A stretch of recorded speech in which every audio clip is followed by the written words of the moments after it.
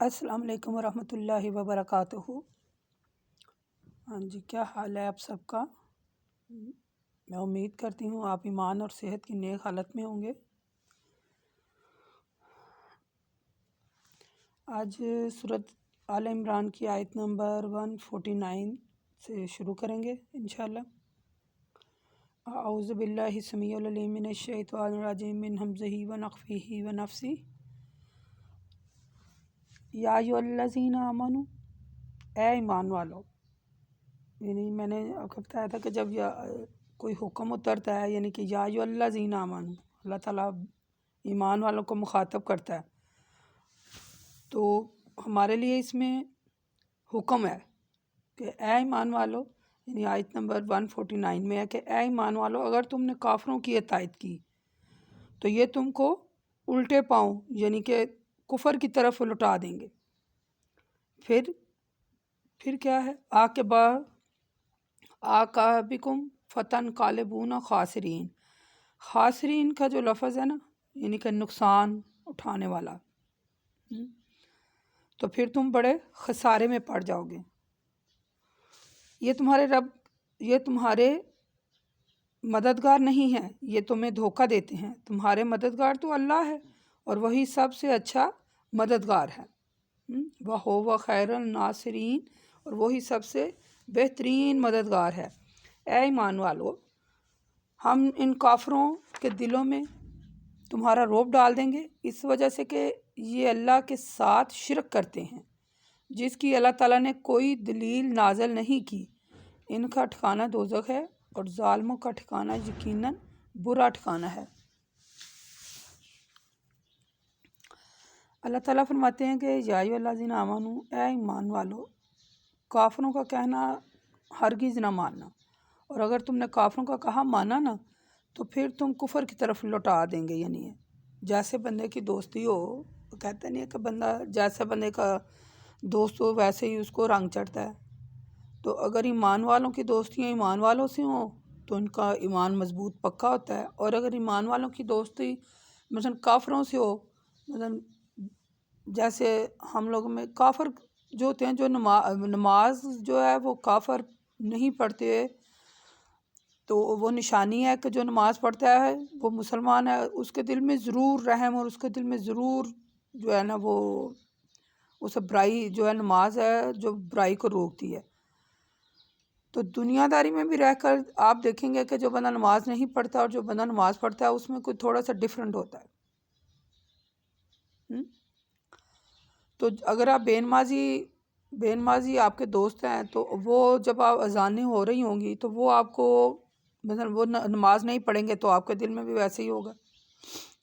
तो अगर आप नमाज पढ़ने वाले आपके दोस्त हैं, तो जब अजान होती है वो फ़ौरन सब काम छोड़ के तो नमाज की तरफ चल देते हैं, वज़ू करते हैं, ये करते हैं वो। जबकि बेनमाजी जब बंदा होता है ना, उसको इन बातों का शऊर नहीं होता। ये तो ऐसे आपको एक मिसाल दे रहे हैं कि बंदे की जो जिनमें दोस्ती होती है ना, जिनके साथ अगर वो ईमान वाले दोस्त हैं तो बेहतरीन है। तो ऐसे ही अल्लाह ताला इसमें फरमा रहा है कि ए ईमान वालो, हरगिज़ भी काफरों का कहा ना मानना। अगर तुमने उनका कहा माना तो वो तुम्हें कुफर की तरफ लुटा देंगे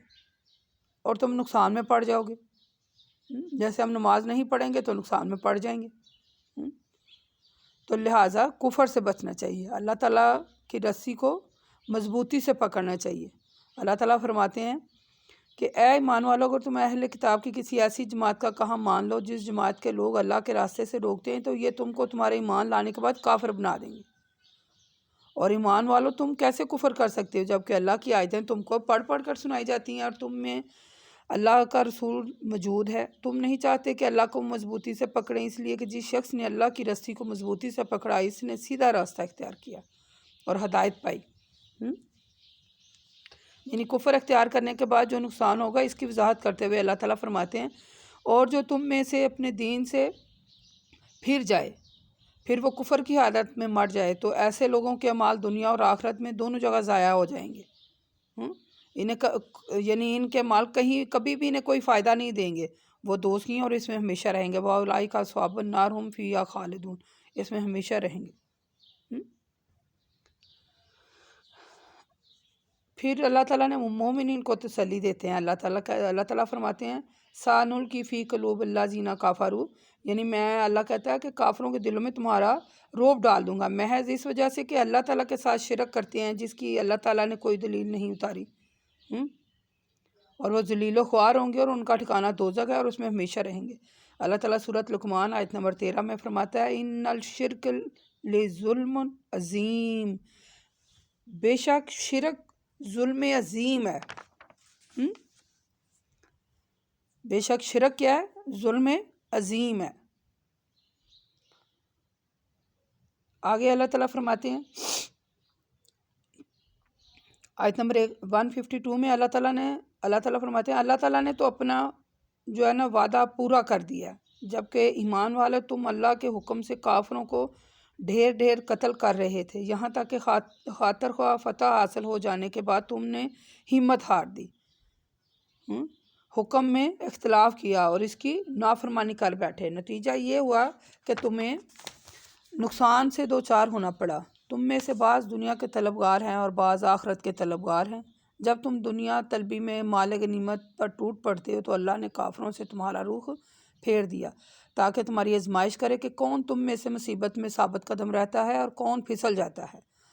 بہرحال اللہ نے تمہارے اس قصور کو معاف کر دیا کیونکہ اللہ مومنین پر بڑا فضل کرنے والا ہے۔ یعنی اس کی تفسیر میں جیسے ہم نے پیچھے پڑھا سورۃ آل عمران میں آیت نمبر 124 اور 25 میں کہ جنگ شروع ہونے سے پہلے اللہ تعالیٰ نے فرشتوں کی امداد کا وعدہ کیا تھا نا، تو ایسا ہی اللہ تعالیٰ فرماتے ہیں مومنین کو اس جنگ میں کافی نقصان ہوا تھا،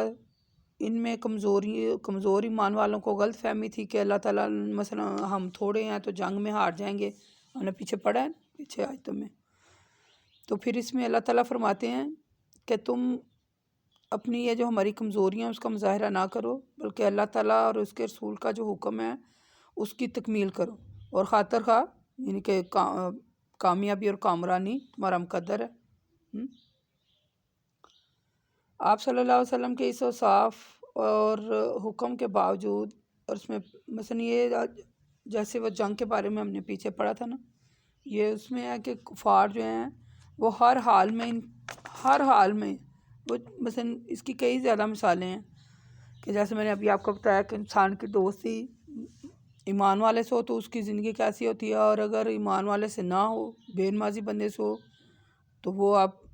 فرق کو سمجھ سکتے ہیں کہ وہ کیسی ہے۔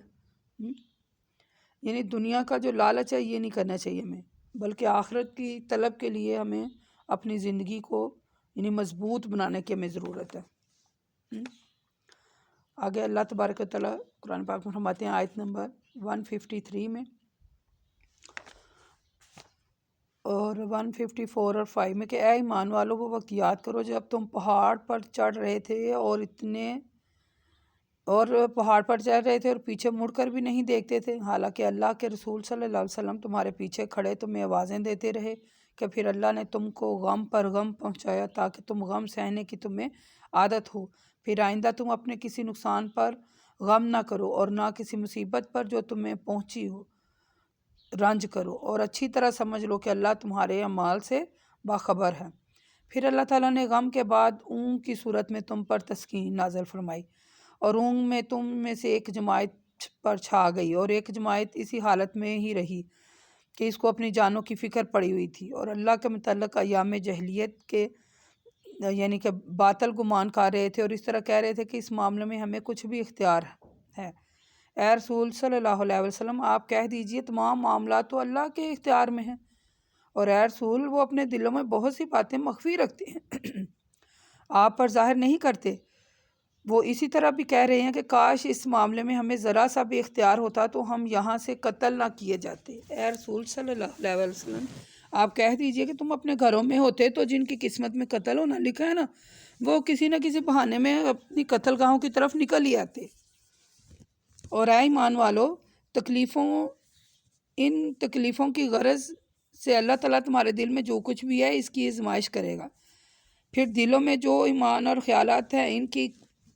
یعنی کہ معافی چاہتی ہوں کچھ طبیعت میری صحیح نہیں تھی، یہ بخار اور نزلہ زکام سردیوں میں۔ دوبارہ سے پڑھتے ہیں۔ اللہ تعالیٰ تمہارے دلوں میں جو کچھ تھا اس کی آزمائش کرے گا، پھر جو تمہارے دلوں میں یعنی کہ خیالات گزرتے ہیں ان کی بھی یعنی تخلیص کرے گا۔ اللہ کو تمہارے دلوں کا حال تو معلوم ہے، کیونکہ وہ دلوں کی باتوں کو خوب جانتا ہے۔ اے ایمان والو، جس دن تمہارے اور کافروں کی جماعت کا مقابلہ ہوا، اس دن تم میں سے جن لوگوں نے پیٹھ پھیری تو اس کی وجہ سے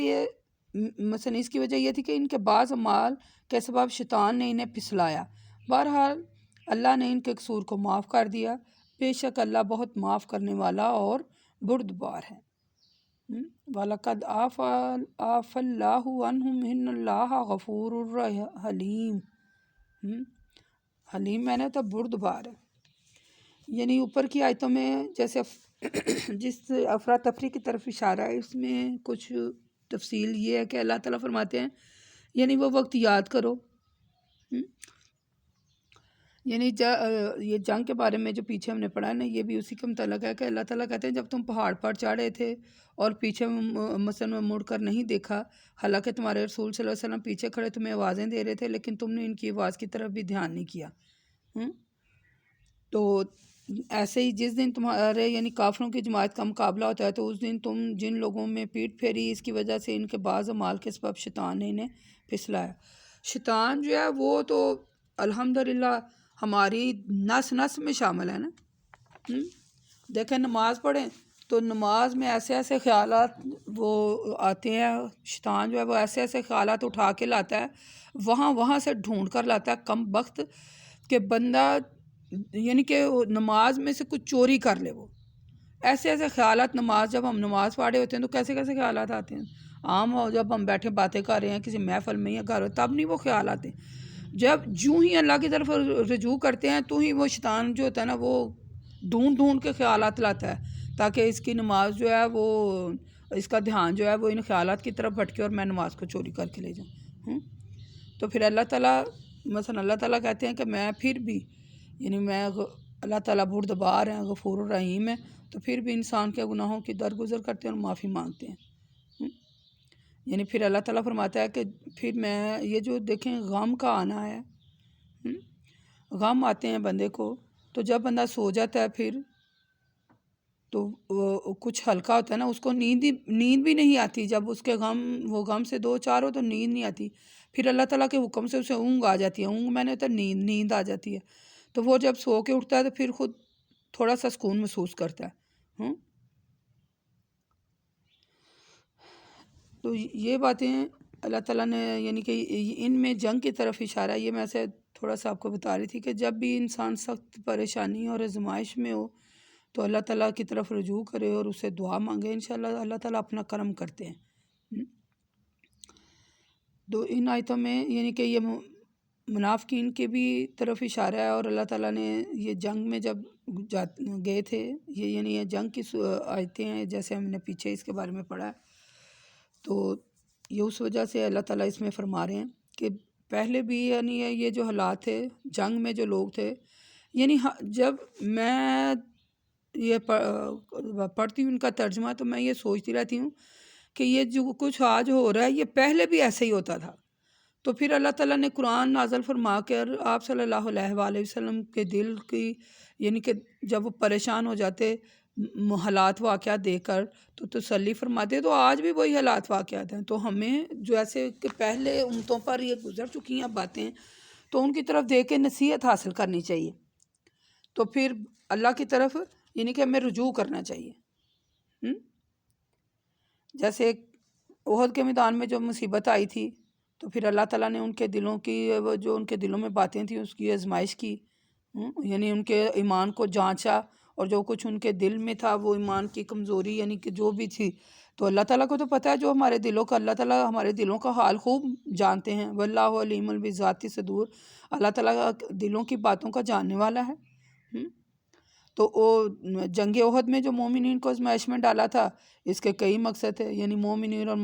منافقین میں امتیاز کرنا، کمزور ایمان والوں کے دلوں میں سے جو کھوٹ نکال کر ان کے ایمان کو خالص کرنا،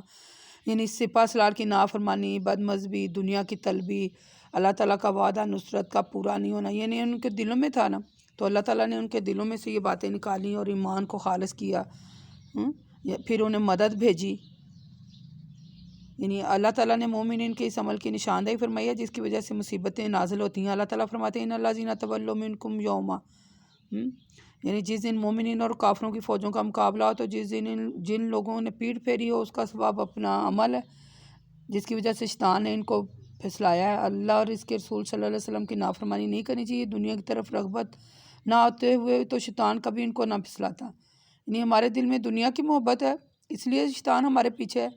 دنیا کی محبت ہے تو نماز نہیں پڑھتے۔ تو پھر یہ مثالیں اللہ تعالیٰ قرآن پاک کھول کے فرماتا ہے کہ شیطان جب بھی کوئی نیک کام کریں شیطان ہی آ جاتا ہے، جیسے ابھی نماز کی مثال دی ہے۔ کوئی بھی آپ نیکی کا کام کریں، کوئی بھی نیکی کی طرف رغبت کریں تو شیطان آ جاتا ہے، چل بھائی اللہ کر کے یہ ایسے ہے یہ ایسے ہے۔ نہیں، ہمارے دل میں میں آپ کو ایک بات بتاؤں، یہ آپ میری نوٹ بک میں یہ میری باتیں لکھ لیں، انسان تبھی پریشان ہوتا ہے، یعنی اپنے اندر پیدا کیے حالات اور خیالات سے انسان جو ہے نا وہ پریشان ہوتا ہے۔ اس کے ذہن میں خیالات آتے رہتے ہیں نا، کوئی لڑائی جھگڑا گھر میں ہو جائے یا کہ اپنے رشتہ داروں میں یا کہیں بھی کوئی لڑائی جھگڑا ہو جائے یا کوئی ایسی یعنی کوئی ناگوار بات گزرے تو خیالات آتے رہتے ہیں۔ بندہ ان خیالات کی وجہ سے بھی انسان پریشان رہتا ہے اور شیطان کے بہکاوے میں آ جاتا ہے۔ تو اللہ تعالیٰ سے ہمیشہ نیک گمان رکھنا چاہیے، اپنی تدبیر پر بھروسہ نہیں کرنا چاہیے، تمام کام اللہ پر چھوڑ دیں، جو وہ چاہتا ہے وہ ہمارے حق میں بہتر ہوتا ہے اور ہمیں بھی اس کو قبول کر لینا چاہیے۔ اور یعنی کہ شیطان کے بہکاوے سے بچنے کی کوشش کرنی چاہیے اور اللہ اور اس کے رسول کی نافرمانی سے ہمیں حد تلفی کوشش کرنی چاہیے، یعنی کہ کسی صورت میں بھی اللہ تعالیٰ کی نافرمانی نہ ہو، اس کے رسول کی نافرمانی نہ ہو۔ پھر آگے اللہ تعالیٰ فرماتے ہیں آیت نمبر 156 میں کہ اے ایمان والو تم ان لوگوں کی مثل نہ ہو جانا جنہوں نے کفر کیا، اور جب ان کے مسلم بھائی اللہ کے راستے میں زمین میں سفر کے لیے یا جنگ کے لیے نکلیں تو ان کے متعلق کہنے لگے کہ اگر وہ ہمارے پاس رہتے تو نہ مرتے، نہ مارے جاتے۔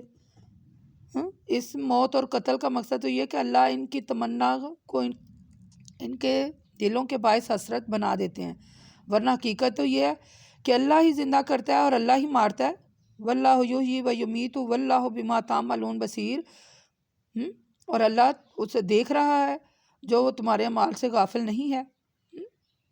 یعنی اللہ ہمارے کاموں کو جو کچھ ہم کر رہے ہیں اللہ اسے دیکھ رہا ہے۔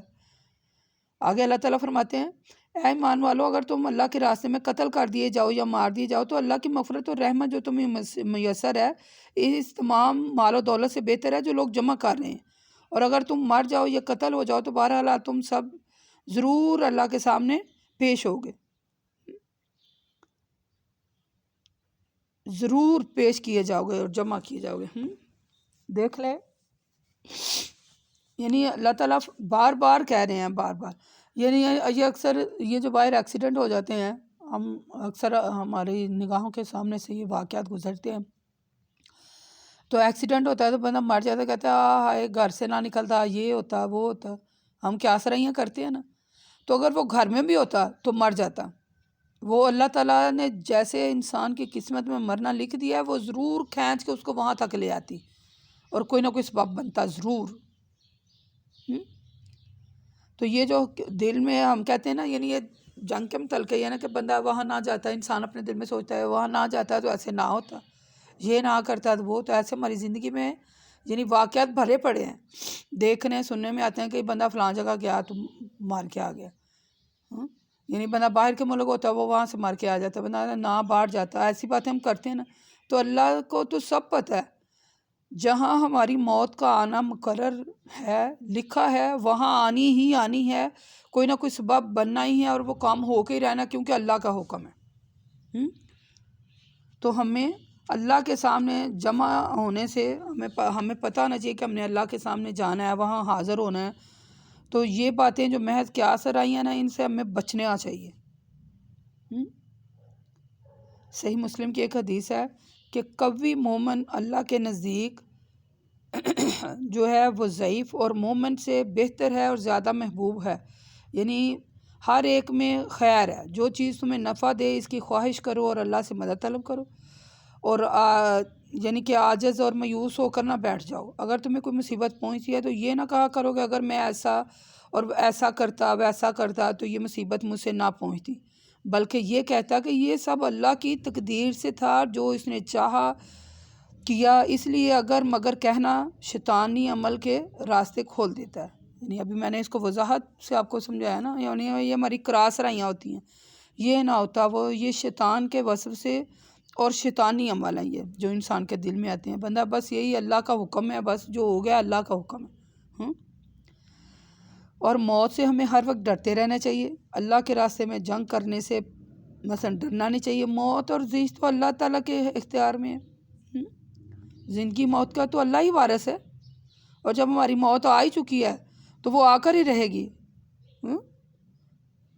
انسان کی موت، جیسے اللہ تعالیٰ نے سورہ کہف میں فرمایا کہ اے انسان، ان قریب وہ وقت آنے والا ہے کہ موت کی بے ہوشی حق کے ساتھ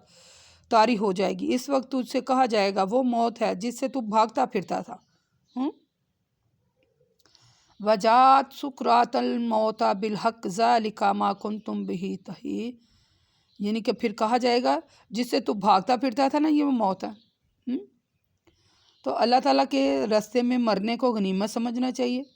اللہ تعالیٰ کی مغفرت اور رحمت کا سبب سمجھنا چاہیے، اور اللہ تعالیٰ کے راستے میں مرنے کی تمنا کرنی چاہیے۔ ایک اور حدیث صحیح مسلم میں